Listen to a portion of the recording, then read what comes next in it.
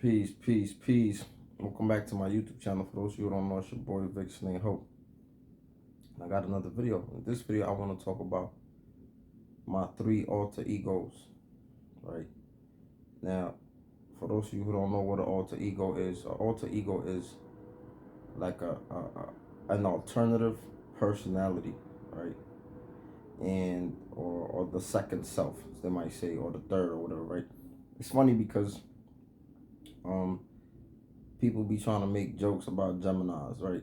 They say, "Oh, y'all got like two personalities or whatever," but the reality is that most people, some say, some clinicians say that most people have at least two personalities or more. Others say some people have at least 10 or more, right? But I'm not here to talk about that, right? I'm here to talk about my three alter egos that I do recognize, right? And when you are growing up as a child, right, a lot of times your character traits are built up very early on, usually between the ages of 2 to 5.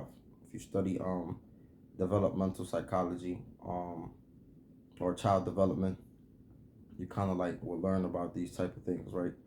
And so from early on, we already developed the skills, not the skills, but like the survival mechanisms to create boundaries, personal space. Like a child already, like we see it when they growing up. They kind of like if they don't want you to be in their space, they be like, they like don't touch me, or they fight against it. Don't pick me up. Don't play with my toys. Don't do certain things. They already develop those things early on, right? And also, children have this ability or the sense to be able to. They kind of like know when somebody is not a good person, right? Because they it's really not strange, but it's human nature, right? We're born with certain things, with their instincts. And when children are young, they depend on their instincts way more to survive, right? So they pay attention to certain things. You ever notice like certain kids, like they won't let certain people pick them up, or they always cry when they're around certain people. Animals are the same way. Like an animal can sense when you're fearful of them. They also could kind of like sense when you kind of like got something wrong with you. Like certain dogs, they just won't stop barking in the presence of certain people, etc. But I will go deeper into this when I do my book reviews, or my book when I break down the laws of human nature. Like I said, I will be doing that. It's a very extensive book. It's a lot of stuff to cover, and I will be doing that on the membership. So if you really want that, I appreciate the support, and you can sign up to the membership. You know, it's only I believe I think it's $6.99. And it comes with a few perks. I'm gonna make a video talking about the perks that it comes with. But yeah, definitely, it's gonna be like you're gonna get more exclusive content and like stuff that like I kind of like break down that's gonna help you in your life. Like one hand wash the other. So anyway, boom. So when you're young, you kind of like already built this. You're building your character. As you get older, you're just adding on to that character, right? And you're getting into your sense of self, right? Your self image, which is usually how you feel about yourself, right? And a lot of times, these things come with your relationship. They have to do a lot with the relationship with your parents. So, so they have. Excuse me, I'm a little sick. So they have a lot to do with the relationship that you have with your parents and your siblings and the people and your guardians, right? The people that's close to you. So my regular self, a lot of times people build a alter ego. Usually, sometimes it's due to some trauma. They either was like sexual assault victims, they were violated in a certain way, so they create they block, they cocoon their weak self, right? Because a lot of people, when something bad happens, they feel like, damn, like how could I be this weak? Or they kind of like start to self-loathe, right? Blame themselves and all of these things. But this is when you get older. But like as you're young, you just sometimes you just want to forget it, right? So when you forget it, you kind of like close that part off, and you create this alter ego. You create this other person, this other personality persona, right? Um, so usually comes with new characteristics, different attitudes, ideas. It's kind of like this stuff is like very interesting when you get into it, right?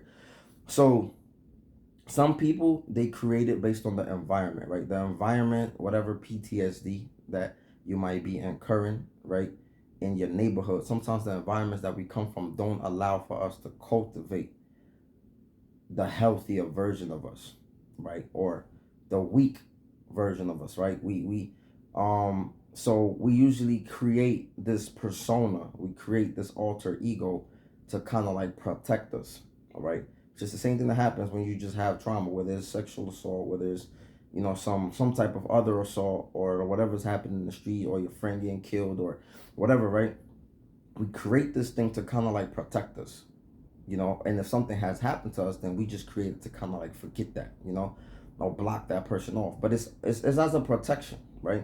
Now, I was a regular kid, I like to have fun, I like to do little things. My mother, she never smothered me, but she also never abandoned me, right? So I grew up in a healthy balance. My mother knew she was raising a man. She knew she was raising a boy. Like when I was going to elementary school in first grade, like my mom used to allow me to go to school by myself, this was like in the 90s, right? So she used to allow me to walk. I used to walk the little path. I used to go straight to school, and I used to come straight back. So from early on, she allowed me to do certain things, right? She didn't smother me. She didn't have me all up under her ass. She didn't do none of those things. So she gave me a sense of freedom, right? She also allowed me to make my little mistakes on my own, right? So I kind of like, for the most part, had a healthy sense of self, right?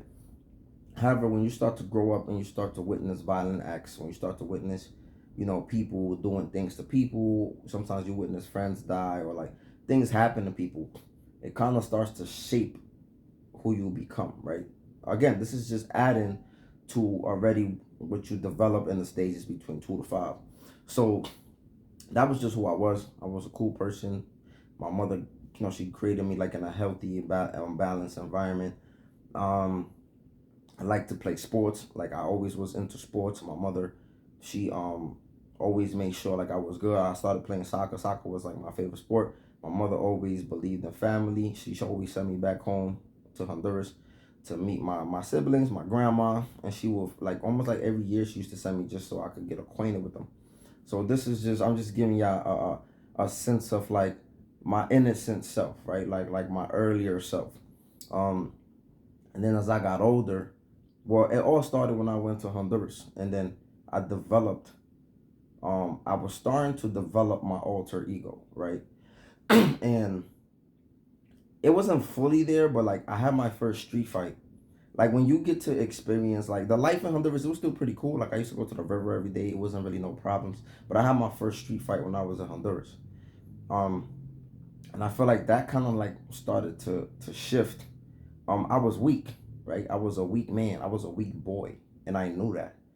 And so from that moment on, like it was certain little things that happened, little microaggressions that happened to me in Honduras. Like people trying to like, because the lifestyle is different. So the kids over there, the way they move is a little more aggressive, is a little more freedom. Like in the United States, we got like certain strict laws. Like over there, the kids are running around like, like I remember this woman, I remember this girl cause when you're an American and you go somewhere else, they kind of like praise you, right? So I remember this girl. She told her I was outside of this girl's house talking to her, and she told her boyfriend came through to holler at her. So she told her boyfriend like, "Oh, you're not my man no more. I'm with him now." Like, and I was like, "Yeah, like I thought I was lit." And son put up on me, and he punched me in my stomach. Like, you know what I'm saying? Like, he punched me. He didn't violate me after that. Like, he just punched me in my stomach, and he was like, "Look at him. He weak. He can't even defend you." Mind you, I'm a kid. Like, to American standards, right? I'm like, I was probably like 7, like 8, and this dude punched me in the stomach, man, hard. Like we probably around the same age. He punched me in my stomach, and then he just like pushed me and left me there. So these are some of like the early onset of things that kind of like started to change my character. Like I was like, damn, how this dude just punched me in my stomach, and like I couldn't even defend myself. I couldn't even defend this girl. Mind you, I'm like 7, 8, talking about defending some girl, defending myself. Can't even do that. Because here in America, we grow up a little more sheltered in a different way. So it's a whole different lifestyle. So when I went through situations like that, and like little situations where like I probably couldn't defend myself, or I was weak, or I showed weakness, and then I finally had the courage to have my first fight. And after my first fight, that kind of like changed things for me, right? And then when I came back, um, So then I came back to America. And when I came back, I remember like I wasn't really taking shit from nobody. I came back like I was almost like 10. And I remember like my years of like 11, 12, like I wasn't really taking shit from nobody. Like I learned from early on, like you can't be weak out here. And I was able to be in an environment where it wasn't like kitty, kitty, oh, come here, little baby. Like it wasn't so sheltering like that because the kids don't really be growing up like that over there, you know? Um, so like yeah, when I was over there, like I was climbing mango trees, like I was fending for myself for the most part. My grandma loved me and she cherished me, but like I used to sneak out the house, and this was the things that was out there when I was doing when I was sneaking out the crib. You know what I'm saying? Which allowed me to make my own mistakes and see what the world really had to offer. So I'm just giving you a sense of my earlier innocent stage, right? And then how I started to shift to create my alter ego and how it came about to being VC, right? And VC was my crip name, right? So when you fast forward, I'm doing what I'm doing. I'm getting into fights. When I came back, I had my first street fight here, 5th grade. It was lit, like, what I'm saying? So I already started like not taking no mess from men, like, I'm a man, like, you get what I'm saying? So I'm already building that sense, right? You can't be weak. So after that, I get here, I'm having a few situations. I get to middle school. I was living in the South Bronx because I'm originally from the South Bronx. I moved uptown, like uptown. Dudes was trying to like play certain games. I remember I got into a fight fast. Like I was always fighting. Like, and men, this is how men show their dominance. It's not necessarily that you look for problems, because I really didn't look for problems. But when problems came, I squashed them, right? Like I learned from early on, you can't be weak with dudes. No. So I started to smash on dudes, and I started to get popular. People started to like not really fuck with me like that because they already knew like I just was just built different. You get what I'm saying? Like, so anyway, then when I joined the gang, even when I joined the gang, I was still kind of like this cool crip kind of dude. I was still this dude like, you repping that. Like, yeah, I had a little hatred for the Bloods for whatever they was doing, but for the most part, I wasn't just going around popping on them at first initially. I was crip, and I was cool crip. I was cool with whoever I was cool with. I wasn't cool with whoever I wasn't cool with, but I wasn't initiating a lot of the things. I was a regular dude. And then again, I was taught another lesson. I got jumped across the street from my house, right? Because again, I fight, like I beat dudes up 1-on-1, right? And my mindset is like, I beat you 1-on-1. Like, why you, like, why you trying to jump me? Like, that's the manly thing. If you're weak, go work out. That's what I did. When I had my weak moments, when people were doing whatever they were doing to me, I didn't go get people. I worked out. I got my hands up. I shadow boxed. I did what I had to do, and I will come back, whoop that ass, right? But a lot of these different dudes, they don't have that mindset. You beat them up, they trying to jump you, right? So anyway, dudes end up jumping me. I'm gangbanging, so I'm not even saying they gotta fight me 1-on-1. It is what it is, right? But they end up jumping me across the street from my house, and that was like the last straw. Like after that, like I was just like, I'm never gonna be a victim ever again. You get what I'm saying? Like that was just like, so this is when I went into like VC full mode. And again, this is an alter ego that was already in the making from me going to Honduras and then coming back and then experiencing certain things here after experiencing how the kids grow up back there. So I was shaping the new version of me, my alter personality, right? So when after I got jumped across the street from my house, it was lit. Like I was pressing everything, I was running down, I was popping those beads, I was taking their flags, and I used to do this shit on my own. You don't gotta believe me. I got witnesses. You know what I'm saying? I got people, my neutral mans, like that they had nothing to do with nothing. He used to see me do this by myself. He used to be scared because he used to be like, yo, they gonna think I'm crip, bro. RP A Will. A Will used to see me violate dudes too. Dolly. Like, you get what I'm saying? Like, but this is just the mode, the savage mode that I went into. And it was out of survival. It was out of trauma. It was out of being a victim for those early years. And like I said, when you are a victim at an early age, this is why sometimes it's okay to let your children make certain mistakes and get a little taste of the world. Because when you shelter them, when you enmesh them, when you baby them, when you don't allow them to make mistakes, it becomes crucial. and they don't know how to operate sometimes when they get older. So I appreciate my mom for giving me a balance of she embraced me, she showed me love, she was nurturing, she kissed me, she did all of those things, but she also allowed me, she gave me space to become a man. So when I became VC, it was just like a whole turn up, like, and yeah, but when I became VC led me to destruction, right? My weaker self, like I said, when I first turned Crip, I still for the most part had the my weaker self. We was kind of like intertwined, right? Like we was cool. I still used to play ball. I still was like a cool dude. Used to just smoke. Like I used to just be vibing with like regular dudes. But after I got jumped across the street from my house, it was like fuck basketball. I still used to play here and there, but it was fuck basketball. It was more getting drunk, more smoking weed, more trying to like smash girls. Like it just became the girls. You always trying to hit the girls, but like I just became more intertwined. I stopped working because I used to work. I stopped kind of working. I started playing the block more. I started just getting a kick out of embarrassing dudes. I started getting a kick out of just making them feel like less of a man, right? And I said this in the video. There's no greater feeling, or at least at the time, right? There was no greater feeling than stripping a man of his masculinity by just beating him up one on one, right? And that's why I pride myself on working out and doing certain things because I didn't want to be that dude, right? I didn't want to be a victim. It doesn't feel good to be a victim. So when I told myself I would never be a victim, when I told myself I'm gonna take over this block, and I had help, but I had the vision. You get what I'm saying? When I told myself certain things and certain things came into fruition, um, I started to go deeper and deeper and deeper into this dark zone because I was feeding off of it. I was feeding off of this negativity. I was feeding off of this alter ego. He was controlling me. My weaker self no longer could say anything. He could no longer dictate certain things, right? Now you spending too much time intoxicated. Most of it, like you waking up smoking, like sipping. Like I started cutting school. Like I literally just started going down a crazy path.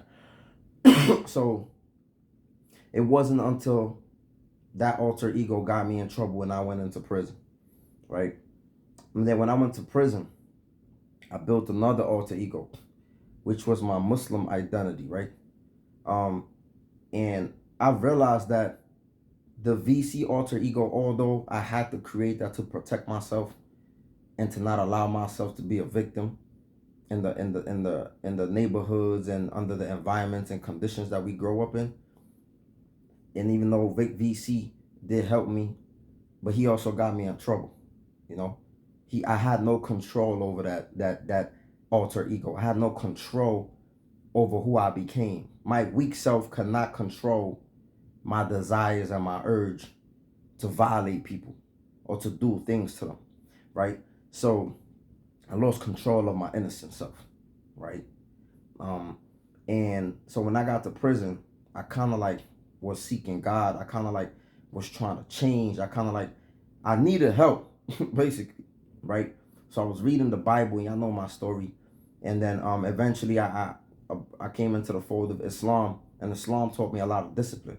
Islam made me, it kind of like brought peace between Victor and VC, you know?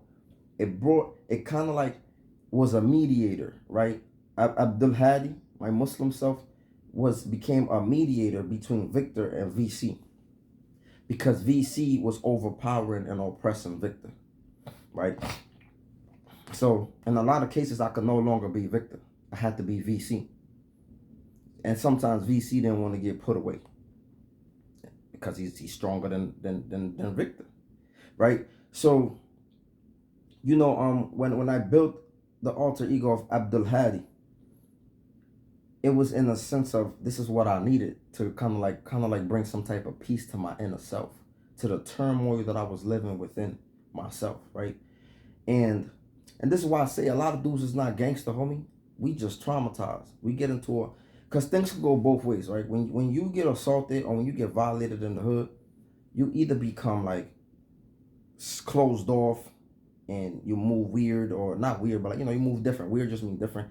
You move a certain way, or you just become a savage, right? Like it's almost like no medium, And this is what I noticed in our neighborhoods. There's never no in between. And that's kind of like what happened to me. There was no in between. It was either you're going to be soft and be taken advantage of, right? Or you going to create a sense of self that's just gonna thrive and take you to the top. And that's really what it was. So Abdul Hadi brought peace, right, to the inner turmoil. Islam taught me discipline. Abdul Hadi came with discipline. He taught me like how to control VC, right? I was able to control him. I had practice in prison. I could no longer just punch somebody in the face that looked at me a certain way, right? Things that we learned. I could no longer punch somebody in the face for saying something that I deem as disrespect, or I feel like it was a violation to the manhood code, right? I no longer punch somebody in the face for stepping on my shoes like I used to, right? I no longer felt the need to kind of like exert a certain type of dominance because I didn't really need to do that, right? So Islam and the alter ego that I built, my Muslim self, kind of like created this environment where we all could coexist with each other, right? Where Victor, VC, and Abdul Hadi could coexist, right? And I had practice. I had years to kind of like practice. I had situations in prison where I wanted to stab dudes, where like I literally, because that's what I knew, and it, sometimes it brought me to the verge of tears because I felt like I just wanted to get a, like I just wanted to get a piece. I just wanted to, and I was just like, I had to control myself. Abdul Hadi did a good job at suppressing, controlling, not in a way of like suppressing and not releasing, but in a way of just talking sense, right? In the way of, yo, you can't be moving like this.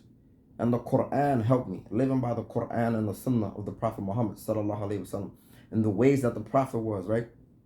And learning certain things helped me cope with the savage within me. There's certain things in the Quran that says, like, like the Prophet Muhammad sallallahu alaihi wasallam, he said, it's a thing that he said, when softness is removed from you, he said, anything that doesn't have softness in it is ugly, right? But he says, and anything that has softness in it is beautiful. You get what I'm saying? Some men don't even get to be soft with their women. They don't even get to be soft with their children. They don't even get to be soft with their mom, with the people that they need to be soft with. And the Rasulullah sallallahu alaihi wasallam said, if this softness is removed from you, you become ugly. Yeah. And I'm afraid I probably have become ugly, you know? So Islam helped me restore some things, right? Another thing that the Prophet Muhammad sallallahu alaihi wasallam said, he said, the strong is not the one who overcomes man with his strength. He said, the strong is the one who controls himself when he's angry. Okay? I'm going to tell you that again. The strong is not the one who overcomes man with his strength. But the strong is not the one who overcomes man with his strength. The strong is the one who controls himself when he's angry. Right?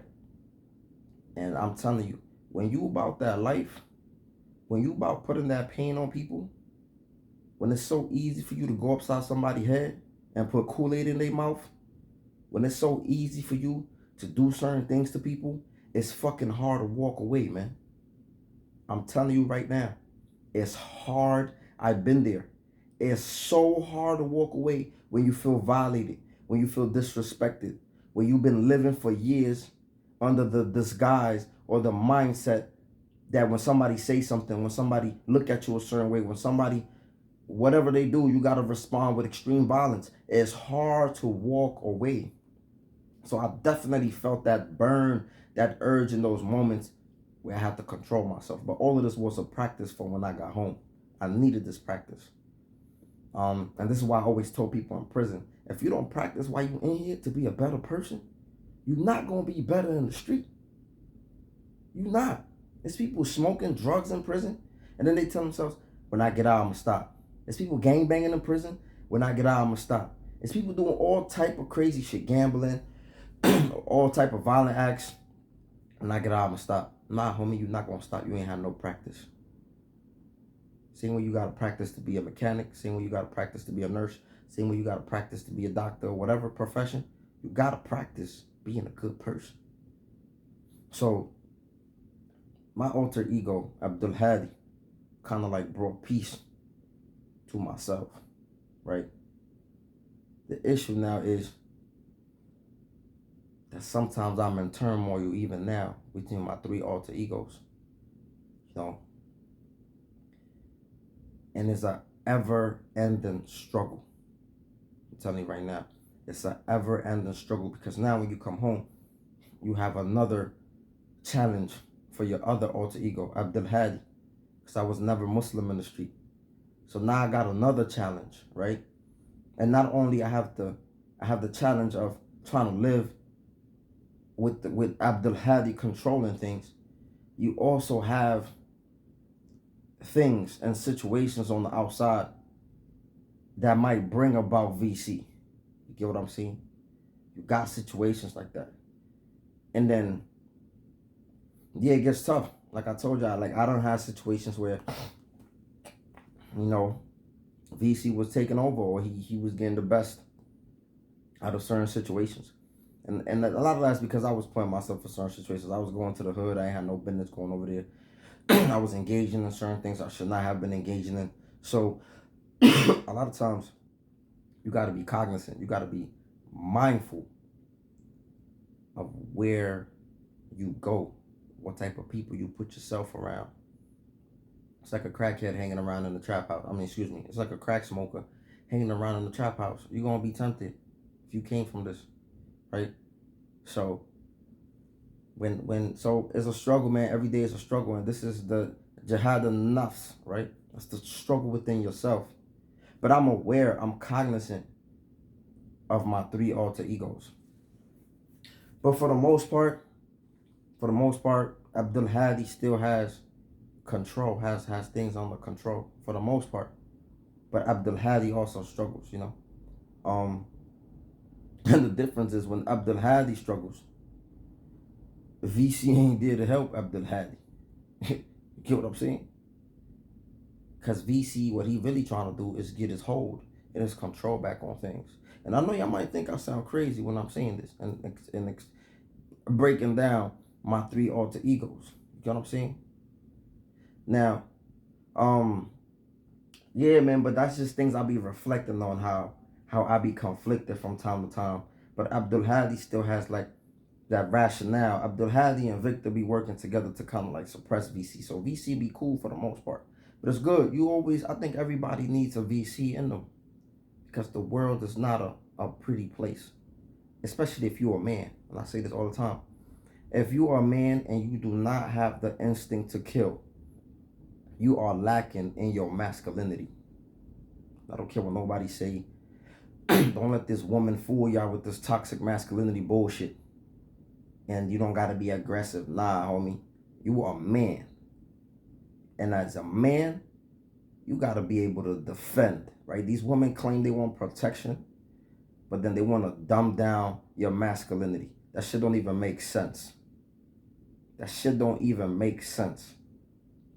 So I'm telling y'all, sometimes it's good to have that protector or that killer instinct. You get what I'm saying? When it's lit, it's lit. And you know what to do and you know how to move and you know how to maneuver and bust whatever move. You ain't thinking too much of it. So sometimes that's not a bad problem. The problem is when that individual controls you. Okay?